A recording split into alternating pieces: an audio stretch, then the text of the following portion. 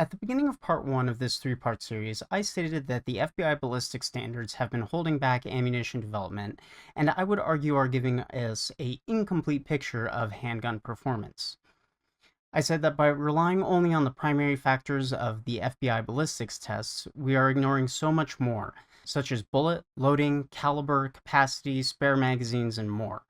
Well, today I'm going to be bringing together everything that we have been talking about previously and propose a new system, one that I think will do far better at rating your personal self-defense loadout. I'm Anders E.T. Herzberg, and this is the Dead Calibers Archive. Stay tuned.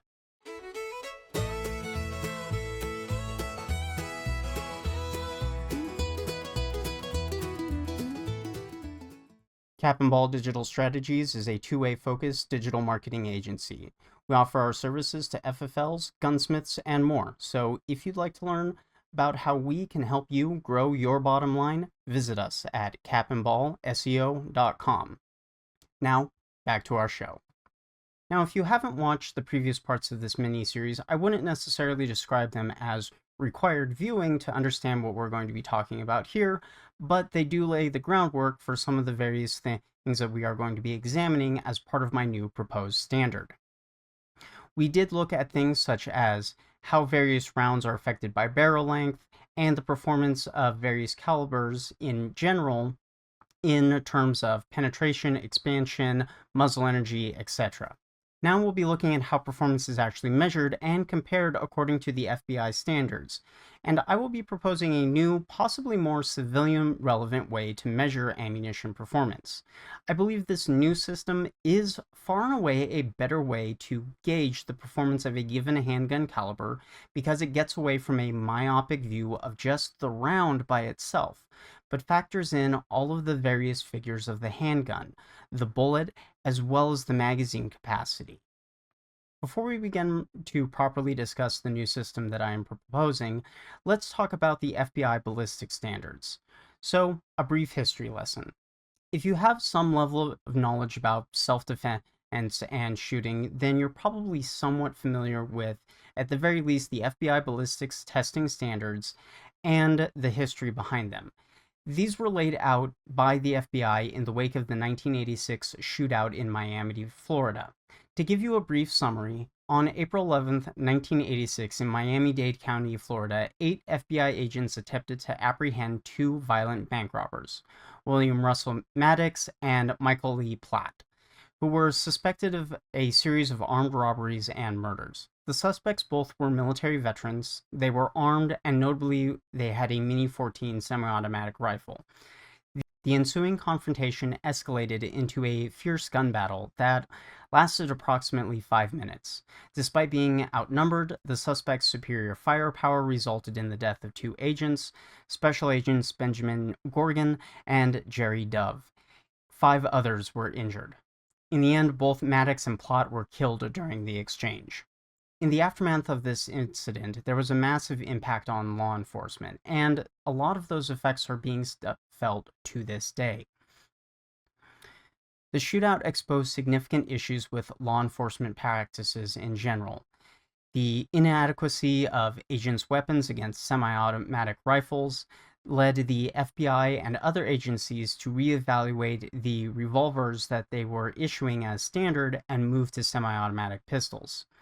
This also spurred the ammunition testing, as well as tactical training, body armor, and even the development of the .40 Smith & Wesson cartridge. However, that's a topic that I have covered previously in my 10mm auto history video. Give that a watch if you haven't already. But specifically, in response to the Miami shootout, the FBI sought to establish a standardized method for measuring ammunition performance to ensure agents were well equipped with effective rounds. This led to the creation of the FBI Ammunition Testing Protocol, which evaluates a bullet's ability to penetrate and expand after passing through various barriers, simulating common obstacles encountered during shootings. How this protocol works is that it consists of 6 standardized tests, each designed to assess the bullet's performance through specific barriers. If you would like a more detailed breakdown of how the testing is conducted, Brassfetcher has an excellent article on the testing protocol. You can find that linked in the companion article to this video in the description below. But to summarize it, you have the bare gelatin test, the heavy clothing test, the steel test with 2 pieces of 20 gauge hot rolled galvanized steel separated by 3 inches of air to simulate a car door, the drywall test with 2 pieces of standard 1/2 inch gypsum board 3.5 inches apart, the plywood test, a single piece of 3/4 inch AA fir plywood set 18 inches in front of the gelatin block, and the automobile glass test, a single piece of ASI 1/4 inch laminated automobile safety glass set at a 45-degree angle. For each test, 5 shots are fired from a distance of 10 feet into the gelatin block. The bullets are then examined for 3 primary performance characteristics: penetration, expansion, and retained weight. With the FBI Ballistics Standard, there is a scoring system. Each performance metric is assigned a score, contributing to a cumulative total of up to 500 points. Penetration accounts for 70% of the total score, expansion 20%, and retained weight 10%. But I argue that this is a myopic view of ammunition performance. There are other factors that I do think that we should consider, because simply rating the bullet by itself in isolation does not give us a full and complete picture of either a civilian defender's loadout or even potentially a officer's loadout as well. So, can we do better? When it comes to measuring ammunition performance, these standards do make sense and are useful to law enforcement, as they do have a far higher likelihood of having to deal with scenarios where barriers are possibly a concern. Yet there are some aspects that are missing from the FBI's testing analysis, and some elements that could be described as less important for civilian self-defense scenarios. Nor does the FBI's scoring system take into account other factors such as capacity nor muzzle energy. So what should we consider? First and foremost, I don't think that all of the barrier penetration tests from the FBI testing protocols are all that useful to the vast majority of civilian defenders, and I would argue in some way law enforcement as well. While I do think that it is important to understand how a bullet would react when interacting with these types of barriers, it is somewhat questionable to me that you should be attempting to shoot through drywall or plywood to attempt to strike a target. I guess there could be some scenarios with like half-height pony walls in homes where this could be a concern, but I think it would be far more important for both civilian defenders and law enforcement to know what they're actually going to be hit and not attempt to be shooting through these kinds of barriers. Windshields and car doors are a slightly different question, however, but with this we do run into the issue of data availability. For the vast majority of testing data which is available to the general public, it only includes at best the heavy clothing FBI ballistic testing standard. And this is for one simple reason: cost. It is extremely expensive to test as many different calibers and loadings as Lucky Gunner Labs have with just the standard heavy clothing test, let alone other tests such as the car door or windshield tests as well on top of that. So we are somewhat limited in the data that we can consider. But also because I would argue that these are not as relevant, especially for civilian defenders who do not have the qualified immunity protections of law enforcement.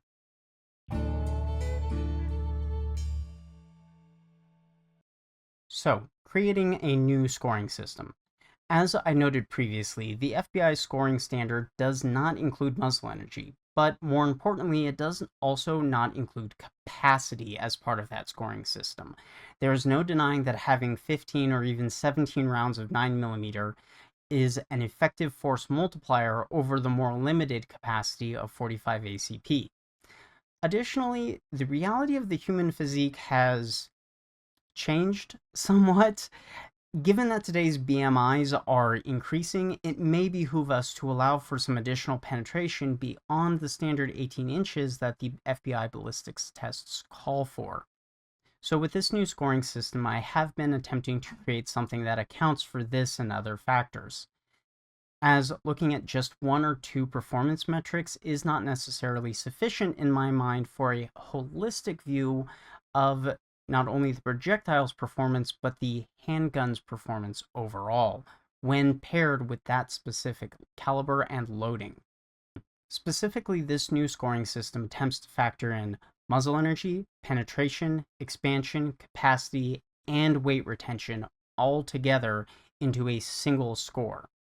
These factors are all combined together with various weights to them to create a complete overview of the effectiveness of a specific round and loading when paired with a given handgun and its magazine capacity.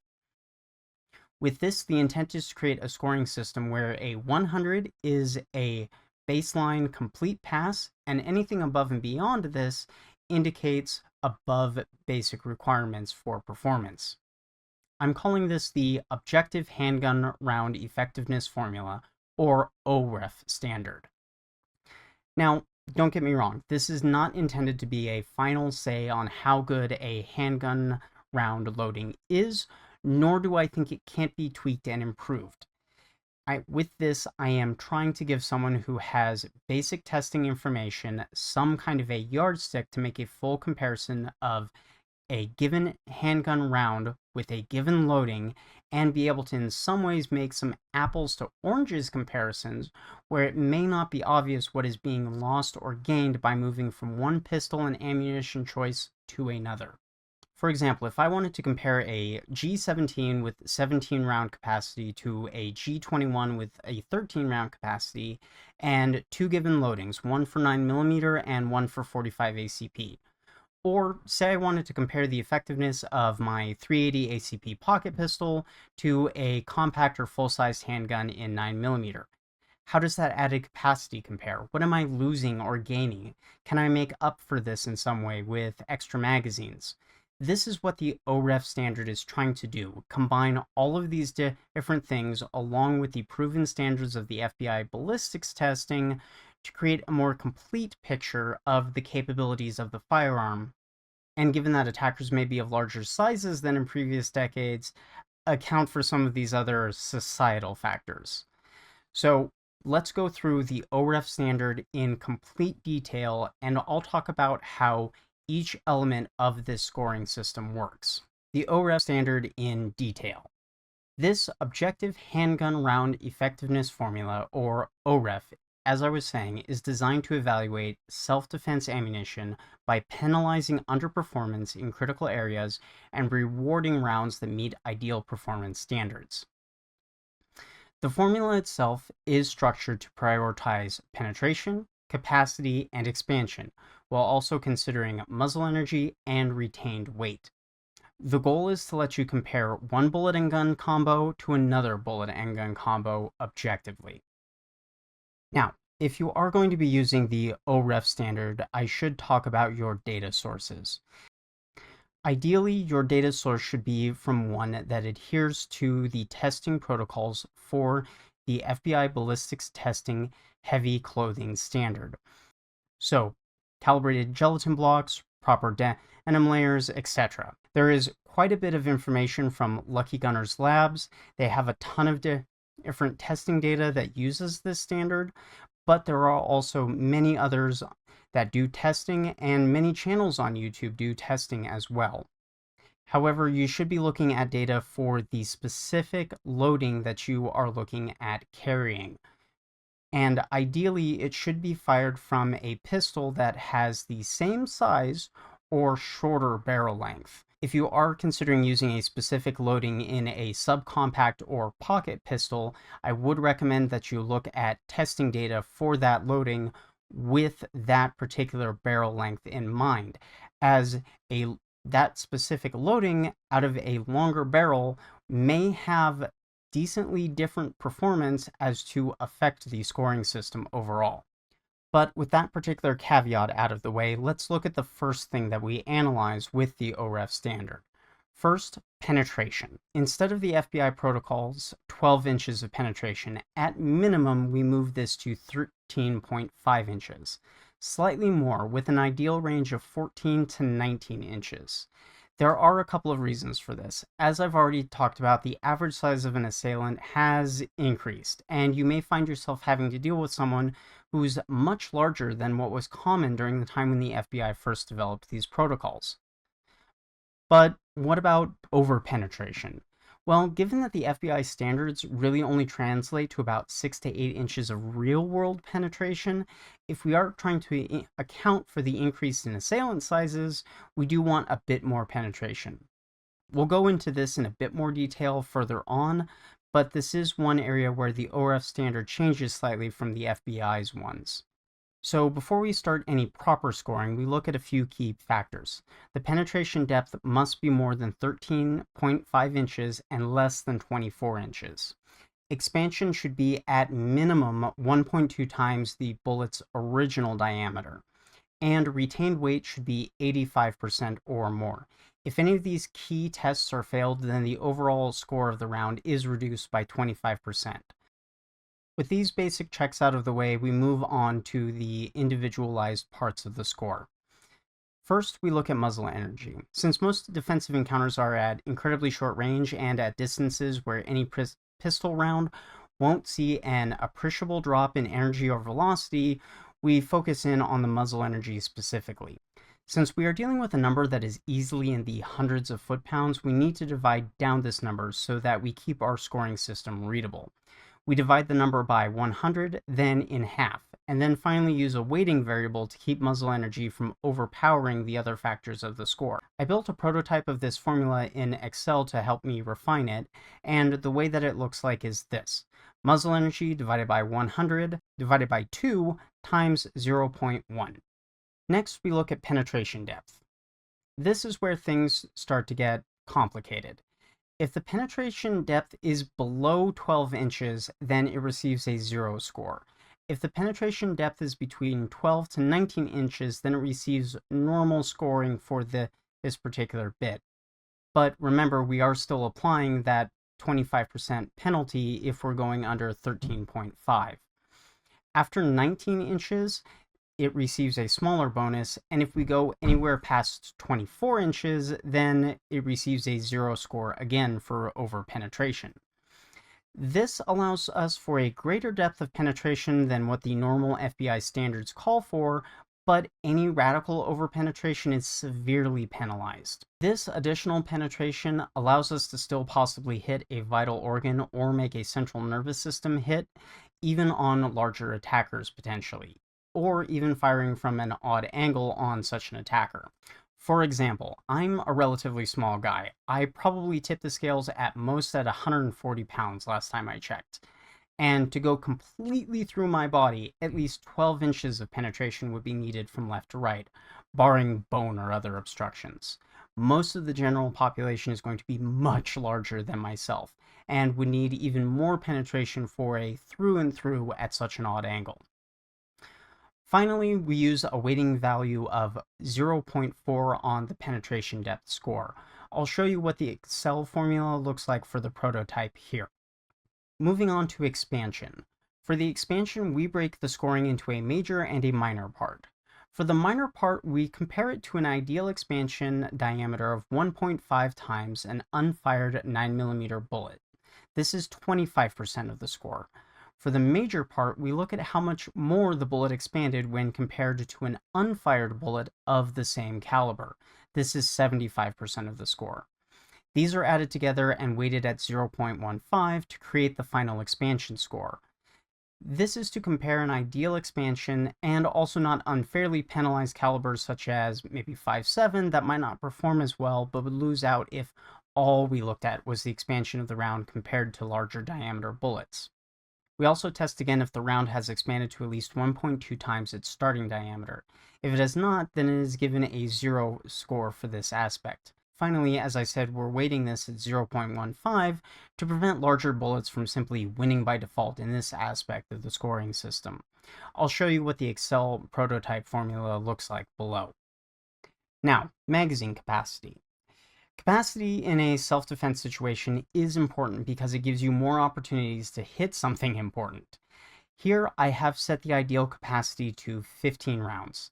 This is the standard capacity for a 9mm compact handgun such as a Glock 19 or its clones. To me, this is a median for concealability and capacity. Higher capacity obviously has its benefits, but smaller guns may afford better concealability at reduced effectiveness.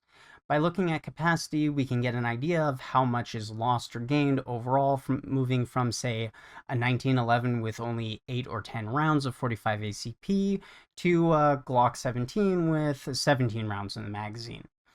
For this score, we take the capacity of the handgun itself and compare it to this ideal, weighted at 0.4. This puts it in importance on par with penetration. The results of the Miami shootout put a stark emphasis on capacity, and we've seen the transition to higher capacity for a reason in handguns especially. As an aside, to be frank, the bottom line is handguns suck for stopping a threat now, and with this aspect of the scoring system, we are attempting to acknowledge this reality. The scoring for this is also broken into two parts. One, we consider the capacity of the pistol itself, then we consider any additional ammunition carried. The additional ammunition carried does receive less weight than the capacity in the gun itself, as it must be loaded into the gun prior to being fired. I'll show you what this looks like in the Excel prototype now. Finally, we look at the fired weight, or the weight of the bullet or bullet fragments after being retrieved from the gel block. A bullet that fragments too early will often have issues with things like penetrating deep enough to meet the standard for a full score. However, we do still want to make sure that rounds that are impacting the target are penetrating with enough mass at the end to deliver enough damage deep enough into the body of an attacker. So we compare fired and unfired weight. If the round loses more than 85%, it gets a score reduction as noted previously. But here again, we look to see how much of the weight was actually lost. Ideally, we want to see a 100% weight retention, and the score is reduced based off of how much of the bullet's weight is lost. This can be somewhat unfavorable to lighter projectiles that lose a few grains in expansion. However, if they are being driven with more speed, they can easily make up for any loss in that area, as other factors are weighted more importantly in this scoring system. I'll show you how this is laid out in the Excel prototype on screen now. In this, the weight is checked and penalized if it's less than 85% retained by the recovered rounds. Now I'll show you the full equation from the Excel prototype to finalize the score. As you can see, the tests are run first. Then the score is added up and multiplied by 100 to get a final score. The same is done with rounds that do not pass all of the initial tests, but with the reduced scoring as I mentioned. Now, wrapping things up, there are some other factors beyond the caveats that I've already talked about. First, we are assuming that the FBI Ballistics standard of 12 to 18 penetration is good, but more penetration is better and acceptable up to a maximum of 24 inches. We are also assuming that a 15-round capacity is the ideal desirable minimum for held rounds in the magazine. We're of course assuming that an expansion of 1.5 times the 9mm bullet, or 0.5325 inches specifically, is ideal, and anything less than 1.2 times the original diameter is not acceptable. Now, we can't easily account here for felt recoil, as this is lacking from most testing datasets, if not every single one I've seen online. And in reality, this can vary from gun to gun and shooter to shooter in how it's perceived. The closest analogy that I could think of would be to measure degree offset maybe from a ransom-style rest, and I simply have not seen that kind of testing data in the wild. We also can't account here for follow-up shot time or reload time, as this is going to be shooter and training level dependent, and some guns are just easier to shoot more rapidly for certain people, or people who have more trigger time behind that specific model of gun. Furthermore, some handguns are simply easier to reload because of changes to things like the mag well, or they may take more time or simply just more training in the case of a revolver. And finally, a reload can be fumbled under pressure. So I encourage you to make your initial comparisons on capacity with a single magazine in the pistol, not just as the additional ammunition that you'll be carrying with you in extra magazines. Also, we're not readily able to take into account accuracy. Most handguns do have an acceptable accuracy level at 25 yards. If in the future there is more data on ballistic behavior through glass or car door analogs that becomes available, it could potentially be incorporated into the OHREF standard to account for things like trajectory deviation or expansion loss due to barriers. Another potential limitation here with the OHREF standard is bullets that are not expanding or are intended to do more damage through tumbling. They are currently not well accounted for with the OHREF standard. Cartridges such as 5.7 might fit into this category depending on the specific bullet type, but rounds like the 5.7 do deviate somewhat from the traditional bullet design, at least in terms of jacketed hollow points or defensive ammunition. Also, we can't take into account soft factors such as concealability with this scoring system. This is very much going to be dependent on the shooter themselves, their clothing, how they're carrying, and what level of concealment they truly need. And finally, I must say, with any mathematical metric, this is not a replacement for real-world events. Attackers have been stopped with misses, and have been failed to be stopped immediately by direct hits to the heart. The OHREF standard that I'm presenting here to you guys today is meant to be a yardstick, not a measure of real-world performance. On screen now, I'll be showing you the scoring for a number of different loadings, from 357 SIG, 9mm Luger, etc. As you'll see, a number of 45 ACP rounds do perform exceptionally well due to their high expansion and good penetration, making up quite a bit for their capacity loss if combined with a 13-round magazine. However, there are plenty of 9mm, 40 Smith & Wesson, and 357 SIG loadings that do very well in this scoring system, leaving it very much up to shooter preference with any of these rounds. Of course, the OHREF standard is designed to change based on the capacity of the firearms, so what you're seeing now in terms of score would change when combined with other magazine capacities. Now, to let you guys actually play with this system, I've developed a web-based version of the OHREF standard as an online score calculator. This is very much an alpha test and was coded in roughly 48 hours, so there may still be some bugs present in this web version. However, as of right now, it's able to take the loaded and fired weights, penetration depth, expansion, muzzle velocity, and magazine capacity figures for your ammunition and handgun choice, and give you an overall score breakdown. Development of a more robust version with more features and a more user-friendly design is in the pipeline, but I do want to publish this version to get feedback from you guys. Again, when using this calculator, ideally the test data that you are using should be to the same standards as the FBI heavy clothing test, and using a barrel of the same length or shorter than what you are planning on actually carrying. This is, again, important because a change in velocity from a longer or shorter barrel will be impacting muzzle velocity, muzzle energy, and expansion. Ideally, if you can, the data that you're inputting should be averaged from a 5-shot group, not a single round being fired, but I do understand that this is not always going to be possible for the specific loading that you're looking at. Also, if you lack data for the weight after being fired, you can use the same weight in both loaded and fired weight fields for this calculator, unless the testing that you're looking at shows a large amount of fragmentation from the round in the gel block. So, to quickly summarize everything, and give you the specific tuning variables and the complete OHREF standard in one quick bite. Minimum penetration accepted, 13.5 inches. Minimum penetration to score, 12 inches. Max penetration, 24 inches. Ideal penetration range, 14 to 19 inches. Minimum expansion accepted, 1.2 times the original bullet diameter. Minimum accepted retained weight after firing, 85% of original weight. Failure to pass penalty score reduction, 75% of possible score. Ideal expansion diameter is 0.5325 inches or 1.5 times a 9mm bullet diameter.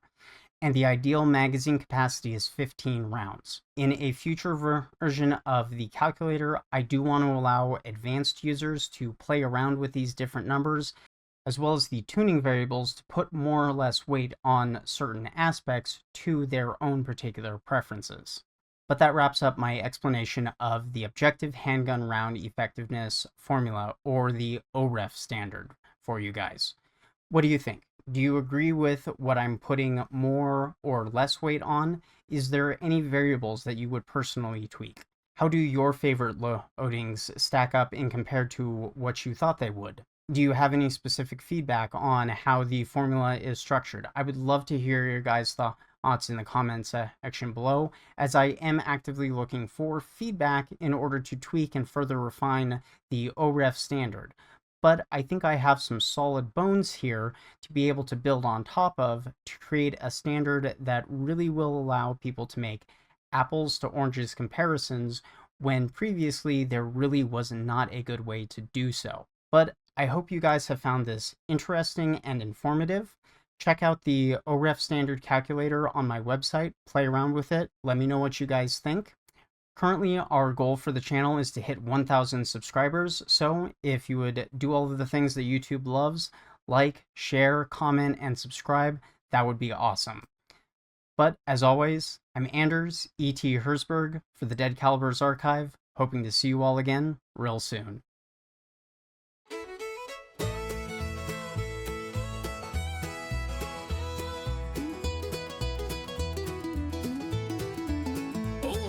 Gunsmith, the best in the land, with a steady-eyed aim and a rock-steady hand.